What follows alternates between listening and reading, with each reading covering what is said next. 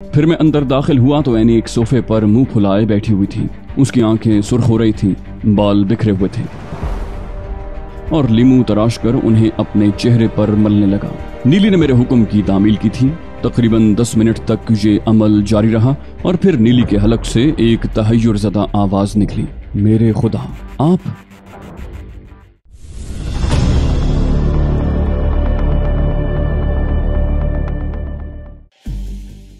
मैं और गूनी एक कमरे में जा बैठे।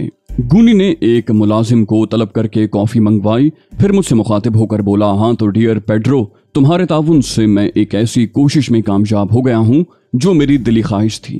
लंदन के ज़ेरे ज़मीन हलकों की एक अलग सियासत है, जहाँ हर शख्स अपने मकाम और इख्तियारात के तायुन का ख्वाहां रहता है। इन हलकों में तवील अरसे से हैमर लैंकास्टर की हुक्मरानी चली आ रही है। छोटे लोग तो खैर उसकी राह में आने की कोशिश ही नहीं करते, बस बड़ों में चलती रहती है। ये हकीकत है कि लैंकास्टर ने पिछले कई साल से अपनी ताकत काफी बढ़ा ली है और दूसरों पर मुसलसल बरतरी हासिल करता चला आया है। कर्बी फॉस्टर हालात से बददिल होकर उसके गिरोह में जम हो गया है और अब सिर्फ चंद अफराद ऐसे हैं जो अपना भरम कायम रखे हुए हैं। उन लोगों में मेरा शुमार भी होता है। लैंकास्टर ने भी उस लड़की पर हाथ डालने का प्रोग्राम बनाया था, मगर अब मालूम हुआ कि उस दिन सबके मंसूबों को नाकाम बनाने वाले तुम थे।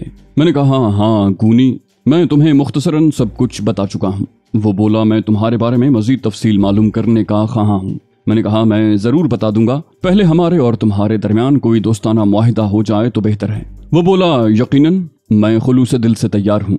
बात यह है पेड्रो कि एनी पार्कर दर हकीकत सोने की चिड़िया है। बहुत से मकामी और गैर मकामी उसकी ताक में थे। फिर जब ये अहमक एडवेंचर पसंद लड़की अपनी दानिस्त में निहायत खुशी से सैर तफरी के लिए निकली तो तकरीबन दर्जन भर गुंडों ने उसको अगवा करके दौलत समेटने के प्रोग्राम बनाए। मुमकिन है रोतरे भी उनमें शामिल हो। मैंने भी उसमें मुलव्वस होने का फैसला किया था। ये एक तरह से लैंकास्टर को चैलेंज भी है। हमारे मुखबर एक दूसरे की तमाम खबरें रखते हैं। मुझे मालूम था कि लैंकास्टर भी अभी तक अंधेरे में तीर मार रहा है और एनी पार्कर उसके हाथ भी नहीं लगी। इत्तेफाकन फ्रांस से मेरे एक दोस्त ने मुझे खबर की कि रोतरे आजकल लंदन में है और आर्गिनो नामी जहाज पर मौजूद है। बस यूं समझो कि एक मोहूम सी उम्मीद के सहारे मैंने उस जहाज पर जाने का प्रोग्राम बनाया था, लेकिन खुशबख्ती वहां मेरी मुंतजिर थी। वहां मुझे 2 चीजें मिली, एनी पार्कर और तुम जैसा शानदार दोस्त। और सच्ची बात तो यह है कि तुम मेरे लिए एनी पार्कर से ज्यादा कीमती हो। एनी के जरिए तो वक्ती तौर पर कुछ दौलत हाथ आ जाएगी, मगर तुम्हारी दोस्ती दायमी होगी। मुझे इस बात की भी मुसरत है कि लैंकास्टर के मुकाबले में मुझे कामयाबी हासिल हुई। बाद में जब ये बात आम होगी तो लैंकास्टर को शर्मिंदगी उठानी पड़ेगी। उसकी ये शर्मिंदगी भी मेरे लिए बहुत कीमती है पेड्रो। इसमें मुनाफा ही मुनाफा है और इस इतने बड़े मुनाफे में से मैं तुम्हें तुम्हारी पसंद का हिस्सा देने के लिए तैयार हूँ। तुम जो भी तय करोगे मुझे मंजूर है। मैंने कहा, अगर ये बात है गूनी तो फिर तुमसे सौदेबाजी बेकार है। पेड्रो भी दोस्तों का दोस्त है। गूनी ने कहा, मिलाओ हाथ। और फिर हम दोनों ने पुरजोश अंदाज में मुसाफा किया। उसके बाद वो बोला, अब दूसरे प्रोग्राम पर गुफ्तगू हो जाए। मैंने कॉफी की दूसरी प्याली बनाते हुए कहा, जरूर। वो बोला, ये इमारत जैसा कि मैं तुम्हें बता चुका हूँ बिल्कुल महफूज है। इस तरफ किसी की तवज्जो नहीं होगी। मैं खुद भी इस जगह से दूर रहूंगा। यहाँ 10 मुलाजिम हैं जो हर वक्त तुम्हारे अहकामात की तामील करेंगे। इब्तिदाई चंद रोज हम निहायत खामोशी से गुजारेंगे और इन सब का तमाशा देखेंगे। उसके बाद ये फैसला करेंगे कि मिकाइल पार्कर से कैसे और कहाँ राब्ता कायम किया जाए। मैंने कहा, मुनासिब प्रोग्राम है। गूनी ने पूछा, यहाँ लंदन में तुम्हारे और क्या मशागिल हैं? मैंने कहा, फिलहाल कुछ नहीं। वो बोला, तो मेरे दोस्त तुम चंद रोज यहाँ गुजारो। बस तुम्हारा काम ये होगा कि तुम उस खूबसूरत बला को काबू में रखो। यहाँ के हंगामे खत्म होने के बाद हम इसके बारे में भी कोई फैसला कर लेंगे। तुम्हें इसमें दिक्कत तो नहीं होगी? मैंने मुस्कुराते हुए कहा, कोई खास नहीं, सिवाय इसके कि मुझे अपनी शक्ल बदलनी पड़ेगी। गूनी मैक्लॉरेंस मुझे दिलचस्प निगाहों से देखता हुआ बोला, क्या मतलब? मैंने कहा, मैं उससे जिस शक्ल में मिला था वो जरा मुख्तलिफ थी। बोला, मेकअप में थे। मैंने मुख्तसरन कहा, हाँ यही समझ लो। वो बोला, ठीक है दोस्त, ये तुम्हारा काम है कि जिस तरह चाहो उस पर काबू पाओ। मैं इसमें कोई मुदाखलत नहीं करूंगा। लेकिन आखिरी बात ये कहूंगा कि अगर तुम्हें गूनी मैक्लॉरेंस से कोई तकलीफ न पहुंचे तो उसे भी कोई तकलीफ पहुंचाने की कोशिश मत करना। मैंने गूनी मैक्लॉरेंस के हाथ पर अपना हाथ रखा और वो गर्दन हिलाने लगा। बोला, मैं इन अल्फाज के लिए शर्मिंदा हूँ, लेकिन दिल की बात कहकर मैंने अपने जहन से बहुत बड़ा बोझ उतार दिया है। मैंने कहा, बेफिक्र रहो गूनी मैक्लॉरेंस, पेड्रो भी घटिया लोगों में से नहीं। वो बोला, मैं जानता हूँ। और इसीलिए मैं तुमसे माजरत कर चुका हूँ। अब मुझे इजाजत दो और तुम भी आराम करो। मेरा ख्याल है रात को इसे बंद ही रहने दिया जाए, सुबह को तुम उसे संभाल लेना। मैंने कहा ठीक है, और गूनी मैक्लॉरेंस चला गया। मुलाजिमों को शायद उसने हिदायत कर दी थी। थोड़ी देर के बाद एक दरमियानी उम्र की औरत मेरे पास आई। सर, क्या आप आराम करना चाहेंगे? मैंने गहरी सांस लेकर कहा, यकीनन। और औरत ने फर्माबरदारी के अंदाज में सर झुका दिया। कुछ देर के बाद मैं एक बेडरूम में पहुंच गया जो बहुत ज्यादा आरास्ता था। नींद वाकई शिद्दत से आ रही थी। हाथ की तकलीफ दूर करने के लिए फिलवक्त कोई बंदोबस्त नहीं कर सकता था। चुनाचे सोने की कोशिश करने लगा। ख्यालात ने मेरे जहन पर जलगार की, लेकिन मैंने कुव्वत इरादी से काम लेकर उन्हें अपने जहन से झटक दिया और आंखें बंद कर ली। फिर मुझे नींद आ गई। मैं दूसरे दिन भी खूब दिन चढ़े तक सोता रहा। किसी ने भी मुझे जगाने की कोशिश न की। खुद ही आंख खुली, देखा तो 9:30 बज रहे थे। मैं हड़बड़ा कर उठ बैठा। और तो कोई बात नहीं थी, बस एनी पार्कर का ख्याल आ गया था। कम नसीब लड़की भूखी प्यासी बंद होगी। गुस्ल से फारिग होकर मैं बाहर निकल आया। बेडरूम के दरवाजे से चंद गज के फासले पर एक शख्स स्टूल पर बैठा हुआ था। मुझे देखकर जल्दी से खड़ा हो गया और हाथ में पकड़ा हुआ अखबार नीचे रख दिया। बोला, यस सर। मैंने कहा, कुछ नहीं, उस लड़की का क्या हाल है? वो बोला, बंद है जनाब। हमने दरवाजा खोलने की कोशिश नहीं की, हालांकि वो सुबह से कई बार दरवाजा पीट चुकी है। मैंने कहा, बहुत अच्छा किया तुमने, नाश्ता लगवा दो। मुलाजिम ने जवाब दिया, बहुत बेहतर, और मैं वहां से आगे बढ़ गया। दफतन मुझे कुछ ख्याल आया और मैंने इधर उधर किसी की तलाश में निगाहें दौड़ाई। वही दरमियानी उम्र की औरत नजर आई थी जिसने रात को मुझे मेरी ख्वाबगाह में पहुंचाया था। मैंने इशारे से उसे बुलाया और कहा, लीमू मिल सकेगा? वो इस गैर मुतवक्के सवाल पर चौंक पड़ी। बोली, जी। मैंने कहा, लीमू नहीं समझती? उसने कहा, समझती हूँ सर। क्या नाश्ते की मेज पर पहुंचा दूं? मैंने कहा, अच्छा रहने दो, थोड़ी देर के बाद मेरे कमरे में पहुंचा देना। मैंने फौरी तौर पर मेकअप उतारने का इरादा मुलतवी कर दिया। औरत अजीब सी निगाहों से मुझे देखती रही। एनी पार्कर के दरवाजे पर 2 मुलाजिम मौजूद थे। मैंने उन्हें दरवाजा खोलने का इशारा किया। फिर मैं अंदर दाखिल हुआ तो एनी एक सोफे पर मुंह फुलाए बैठी हुई थी। उसकी आंखें सुर्ख हो रही थीं, बाल बिखरे हुए थे। मैंने शगुफ्ता लहजे में कहा, हेलो एनी। वो गुर्राते हुए बोली, बकवास मत करो मुझसे, वरना अच्छा नहीं होगा। मैंने कहा, अरे अरे, तुम जैसी खुश मिजाज और स्मार्ट लड़की के मुंह से ऐसी बातें अच्छी नहीं लगती। वो बोली, बेवकूफ समझते हो मुझे? उसका लहजा बदस्तूर तल्ख था। मैंने कहा, नहीं, ऐसी कोई बात नहीं है। वो बोली, तो फिर चापलूसी क्यों कर रहे हो? मैं तुम लोगों को अच्छी तरह जानती हूँ। तुम सबके सब गुंडे हो। रात को तो तुमने मुझे बेहोश किया था ना? मैंने आहिस्ता से कहा, हाँ एनी, ये जरूरी था। एनी ने तंजिया कहा, तुम्हारी हवस ज़र के लिए ये वाकई जरूरी था। क्यों, यही बात है ना? मैंने कहा, अगर गुस्सा थूक दो, सलीके से गुफ्तगू करो तो हम बेहतर फजा में बातें कर सकेंगे, वरना दूसरी सूरत में क्या गुफ्तगू हो सकती है। उसने गुस्से का इजहार करते हुए कहा, मैं अहमक नहीं हूँ और ना तुम्हारी बातों में आ सकती हूँ। मैं तुम्हारे साथ कोई तावन करने को तैयार नहीं। मैंने कहा, मैं तुम्हें किसी बात के लिए मजबूर नहीं करूंगा एनी, मगर न तुमने गुस्ल किया है, ना अपने बाल संवारे। ये सब कुछ क्या है? कम से कम हाथ मुंह धो लो और नाश्ता करो। वो बोली, मैं नाश्ता नहीं करूंगी।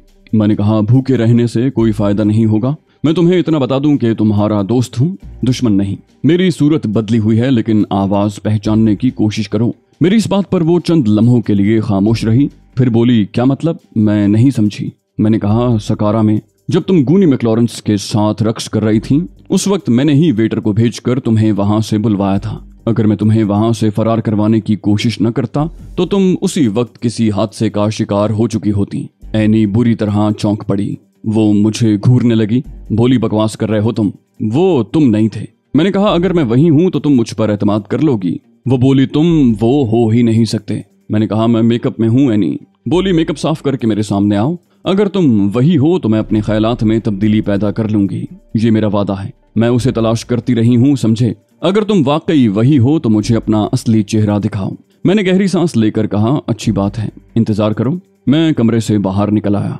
एक बार फिर मुझे उसी औरत से राब्ता कायम करना पड़ा। मैंने कहा, सुनो, नाम क्या है तुम्हारा? उस औरत ने जवाब दिया, नीली सर। मैंने कहा, शुक्रिया नीली, लीमू ले आओ। वो फिर चौंक पड़ी। उसने अहमकाना सी हंसी के साथ पूछा, सर क्या आप मजाक कर रहे हैं? मैंने कहा, नहीं नीली, मुझे जरूरत है। तुम लीमू लेकर मेरे कमरे में आ जाओ जरा जल्दी। मैं अपने कमरे में चला गया। थोड़ी देर के बाद नीली एक प्लेट में 2 लीमू और छुरी लेकर अंदर आ गई। मैंने उसे एतमाद में लेने के लिए उसका सहारा लिया और लीमू तराश कर उन्हें अपने चेहरे पर मलने लगा। नीली ने मेरे हुक्म की तामील की थी। तकरीबन 10 मिनट तक ये अमल जारी रहा और फिर नीली के हलक से एक तहय्युरज़दा आवाज निकली, मेरे खुदा। आप? सर आपका चेहरा? मैंने कहा बदल गया है ना, अब तौलिया जल्दी से लाओ। नीली झपट कर बाथरूम से तौलिया लेने चली गई। तौलिया से चेहरा खुश्क करने के बाद मैं बाथरूम में गया और मुंह हाथ धोकर बाहर निकल आया। नीली के चेहरे पर अब भी हैरत के आसार थे। मैंने कहा परेशान होने की जरूरत नहीं है नीली डियर, उस लड़की पर काबू पाने के लिए ये सारे खेल हो रहे हैं। वो चौंक पड़ी, बोली ये बात नहीं है सर, मैं बस हैरान हूँ, मिस्टर गूनी आपके बारे में सब कुछ बता गए हैं। ये कहकर वो वहां से चली गई। थोड़ी देर के बाद मैं दोबारा एनी के पास पहुंच गया। उसने मुझे देखा और बौखलाए हुए अंदाज में मेरे नजदीक आ गई। बोली हाँ तुम वही हो, लेकिन खुदा के लिए मुझे बताओ ये सब क्या है, मैं तो परेशान हो गई हूँ। मैंने कहा तुम अब अपनी सारी परेशानियां मेरे हवाले कर दो एनी और मुतमईन हो जाओ। मैं अभी तुम्हें अपने खुलूस का यकीन नहीं दिला सकता, लेकिन आने वाले वक्त में सारी हकीकत खुल जाएगी। एनी कुछ सोचती रही, फिर गहरी सांस लेकर बोली सब यही कहते हैं, कौन सच्चा है और कौन झूठा खुदा जाने। तुम्हारा नाम क्या है? मैंने उसका बाजू पकड़ते हुए कहा पेड्रो। चलो आओ नाश्ता कर लें। वो खामोशी से मेरे साथ बाहर निकल आई।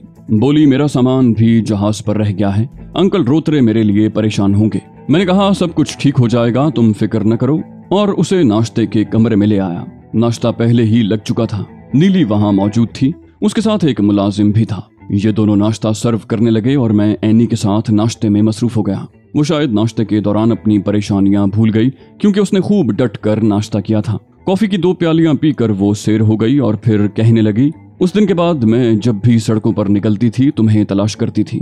न जाने क्यों मुझे बारहा ये एहसास हुआ कि तुम मेरे हमदर्द हो। मैंने कहा आओ एनी, अब आराम से तुम्हारे कमरे में बैठ कर गुफ्तगू करें।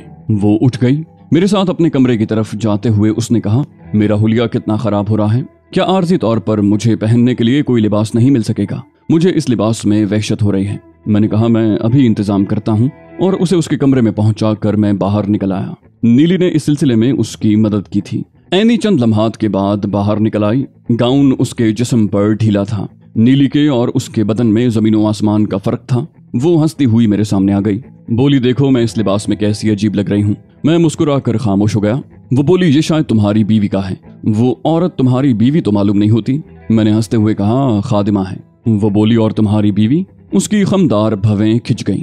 मैंने मुस्कुराते हुए कहा उसका कोई वजूद नहीं। मेरे साथ ही वो भी मुस्कुराने लगी। फिर बोली दरअसल तुम्हारे बारे में मुझे कुछ मालूम भी तो नहीं है, आओ पहले एक दूसरे के मुताल्लिक तफसीली गुफ्तगू करें, क्या ख्याल है? मैंने कहा ये बहुत जरूरी है, क्योंकि उसके बाद हम ज्यादा बेतकल्लुफ दोस्त बन जाएंगे। पहले मुझे अपने बारे में तफसील बताओ। वो बोली कुछ न कुछ तो तुम जानते ही होगे। मेरा नाम एनी पार्कर है। शहरियत के एतबार से स्विस हूँ। मेरे पापा मिकाइल पार्कर बहुत बड़े सनतकार हैं। दुनिया के मुख्तलिफ गोशों में उनका कारोबार फैला हुआ है। इसराइल में उन्होंने एक असलहा साज फैक्ट्री बनाकर हुकूमत को दी है। वो मजहबी उमूर में बेहद दिलचस्पी लेते हैं। एडवेंचर पसंद हूँ। कई बार मुख्तलिफ मुल्कों के दौरे कर चुकी हूँ, लेकिन बस इस तरह जैसे सरकारी कैदी हूँ। हुकूमत की मशीनरी मेरे साथ लगी रहती है, लेकिन इस तरह वो सैर व तफरी नहीं हो पाती जिस तरह मैं चाहती हूँ। इसलिए मैं इस बार निहायत खामोशी से निकल आई। मैरी स्मिथ का फर्जी नाम इख्तियार करके मैं कई मुल्कों का दौरा कर चुकी हूँ, मगर न जाने किसने मुझे पहचान लिया। मैं यहाँ लंदन में अपनी कंपनी के सिर्फ एक फर्द मिस्टर माइकल डेनिस से मिली थी, जिन्हें मेरी यहाँ आमद का इल्म था। मिस्टर माइकल ने भी मेरा नाम पोशीदा रखा, लेकिन अब तो यूं लगता है जैसे हर शख्स मुझे जानता हो। मैंने पूछा गूनी मैक्लॉरेंस ने तुम्हें पार्टी किस हैसियत से दी? वो बोली वो मिस्टर माइकल का दोस्त था और इसी हैसियत से उसने मुझे अपने होटल में बुलाया था। मैंने पूछा उसके बाद तुम कहाँ चली गई यानी? वो बोली मुझे एहसास हो गया था कि मैं शनाख्त कर ली गई हूँ, इसलिए मैं एक गुमनाम सी जगह रूपोश हो गई। वहाँ मिस्टर रोतरे मुझसे मिले और उन्होंने मुझे सूरत हाल से बाखबर किया। मैंने एक और सवाल किया, सूरत हाल क्या थी?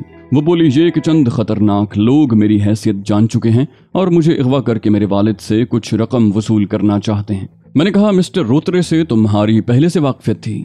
वो बोली नहीं, लेकिन वो मेरे पापा के शनासा हैं। न सिर्फ शनासा बल्कि वो पापा के लिए काम भी करते रहते थे। मैंने वजाहत तलब की क्या काम? वो बोली कामों की नौयत तो मुझे नहीं मालूम, लेकिन उन्होंने मुझे पापा के चंद खतूत दिखाए जो असली थे। मैं पापा की मोहर, उनके दस्तखत और उनके लेटर पैड को अच्छी तरह पहचानती हूँ। मैंने पूछा इसी बुनियाद पर तुमने मिस्टर रोतरे पर एतमाद कर लिया था? वो बोली हाँ, एतमाद न करने की कोई जाहिरी वजह नहीं थी। मिस्टर रोतरे मुझे अपने साथ फोक्स ले जाने वाले थे। उसके बाद उन्होंने वादा किया था कि वो मुझे स्विट्जरलैंड पहुंचा देंगे। मैंने गहरी सांस ली। फिर कहा, बहरहाल मदाम एनी पार्कर, शायद आपको ये जानकर खुशी हो कि मिस्टर एडमंड रोतरे फ्रांस के सबसे खतरनाक बदमाश हैं। उन्होंने इसीलिए आपको अपनी तहवील में ले लिया था कि वो आपके पापा से आपके इवज एक बड़ी रकम वसूल कर सकें। एनी ने जज्बाती अंदाज में कहा, नहीं नहीं, ये नामुमकिन है। मैंने कहा, मैं आपको दोबारा उसी जहाज पर पहुंचाने के लिए तैयार हूँ। अलबत्ता मैं आपकी निगरानी करता रहूंगा और जब आपको यकीन आ जाए कि मेरा कहना दुरुस्त था तो आप मुझसे राब्ता कायम करके अपनी मदद के लिए मुझे तलब कर सकती हैं। वो बोली, मगर वो खुतूत? मैंने कहा, मुमकिन है कि वो बिल्कुल असली हों और आपके पापा की रोतरे से शनासाई भी हो, लेकिन ये मामला बिल्कुल मुख्तलिफ है। रोतरे आपके पापा को हवा भी न लगने देता कि आप उसके पास हैं। फिर वो एक गुमनाम इंसान की हैसियत से आपके बारे में उनसे सौदेबाजी करता। एनी ने परेशान होते हुए कहा, खुदा की पनाह, ये मैं किस जंजाल में फंस गई हूँ। मैंने कहा, फिलहाल आप जंजाल से निकल आई हैं, लेकिन अगर दोबारा आप आर्गिनो पर जाना चाहें तो मेरी खिदमात हाजिर हैं। एनी पार्कर शदीद फिक्र परेशानी में गर्दन हिलाते हुए सोचती रही, फिर एकदम बोली, गूनी मैक्लॉरन से तुम्हारा क्या ताल्लुक है? वो भी तुम्हारे साथ नजर आया था। मैंने मुस्कुराकर कहा, तमाम बातें इसी वक्त पूछ लोगी एनी। वो बोली, बराह करम मुझे अपने बारे में मुतमईन कर दो। तुम खुद क्या हो और मेरे लिए ये सब कुछ क्यों कर रहे हो? क्या तुम उन लोगों को फरेब देकर खुद ये सब कुछ हासिल करना चाहते हो? मैंने अपनायत के लहजे में कहा, जो कुछ मैं कहूंगा उस पर यकीन कर लोगी एनी? वो बोली, कोशिश करूंगी पेड्रो। मैं जिन हालात का शिकार हो गई हूँ तुम खुद भी उनके बारे में अंदाजा लगा सकते हो कि वो कितने परेशान कुन हैं। न जाने पापा को मेरी परेशानियों का इल्म हुआ है या नहीं। अगर हुआ है तो वो इस सिलसिले में क्या कर रहे हैं? मैं बड़ी अजीब सी कश्मकश में फंस गई हूँ। फैसला नहीं कर पा रही कि क्या करूँ। खुद को बिल्कुल तन्हा महसूस कर रही हूँ। इन हालात में मेरी हर तशवीश बजा है। मैंने कहा, हाँ, इसमें कोई शक नहीं। बहरहाल यूं समझ लो कि मैं कुछ दिन कबल तुमसे रुशनास हुआ। मैं तुम्हें अच्छी तरह पहचानता भी नहीं था कि तुम इतने बड़े बाप की बेटी हो। बस तुम्हारी अपनी जात ने मुझे मशहूर कर दिया था। मैं तुम्हें देखता रहा, तुम्हारा ताकुब करता रहा, और जब मुझे इन हालात का इल्म हुआ तो मैंने अपना फर्ज समझा कि तुम्हारी हिफाजत करूं। तुम जिस मकान में रोतरे के पास जाने से पहले मौजूद थी, मैंने उसका भी पता लगा लिया। फिर वहां पहुंचा। वहां से तुम्हारी खुशबू सूंघता हुआ बिलाखिर एडमंड रोतरे के जहाज पर पहुंच गया। मुझे तुम्हारी दौलत, तुम्हारी हैसियत से कोई दिलचस्पी नहीं। मैं सिर्फ तुम्हारी जात से दिलचस्पी रखता हूँ। और अब जबकि मुझे ये मालूम हो गया है कि तुम इतने बड़े दौलतमंद बाप की बेटी हो कि लोग तुम्हारे जरिए अमीर बनने के ख्वाब देख रहे हैं, तो मैंने ये ख्याल भी अपने जहन से निकाल दिया था कि मैं तुमसे अपनी दिली कैफियत का इजहार करूं। तुम अगर ये न कहती कि तुम खुद मुतमईन होना चाहती हो तो शायद ये बात मैं तुम्हें कभी न बताता। एनी पार्कर अजीब सी निगाहों से मुझे देख रही थी। फिर उसने गर्दन झुका ली और मध्यम लहजे में बोली, तो पेड्रो, तुम सिर्फ मेरी जात के लिए इतनी जद्दोजहद कर रहे थे? मेरा लहजा यकायक असरंगेज हो गया। मैंने कहा, तुम्हें यकीन नहीं आता? वो बोली, नहीं पेड्रो, तुम्हारी शक्ल सूरत, तुम्हारी शख्सियत ने पहली ही निगाह में मुझे मुतासिर किया था। उस वक्त जब तुमने मुझे चले जाने के लिए कहा था तो वो तुम्हारी नेक नियति का सबूत था कि तुम दूसरे लोगों की मानिंद मुझ पर तसल्लुत नहीं चाहते।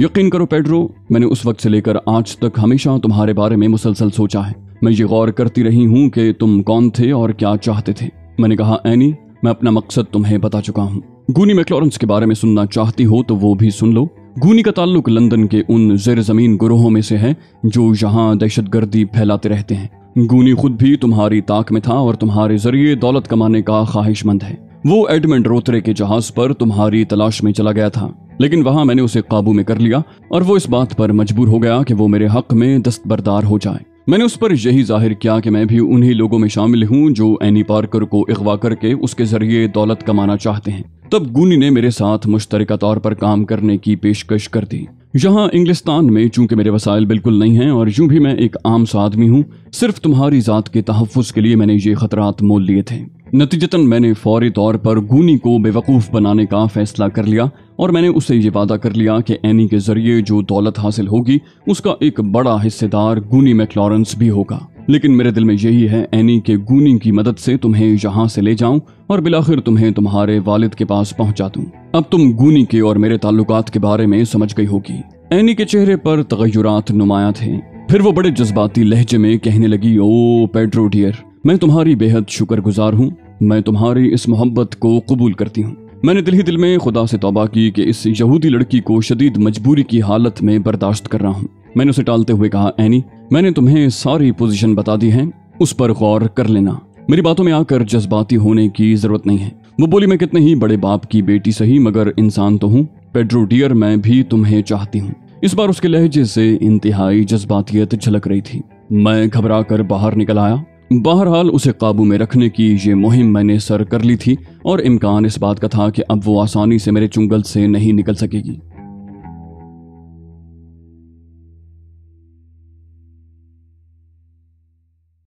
तो दोस्तों, ये थी हमारी आज की एपिसोड। उम्मीद करते हैं आपको हमारी कहानी पसंद आई होगी। जाने से पहले इस वीडियो को लाइक कीजिए और शेयर करना मत भूलिए। कमेंट करके हमें बताइए कि आपको हमारी वीडियो कैसी लगी। और अगर अभी तक आपने इस चैनल को सब्सक्राइब नहीं किया तो इसे सब्सक्राइब कीजिए और बेल आइकन दबाकर ऑल नोटिफिकेशंस ऑन कर लीजिए।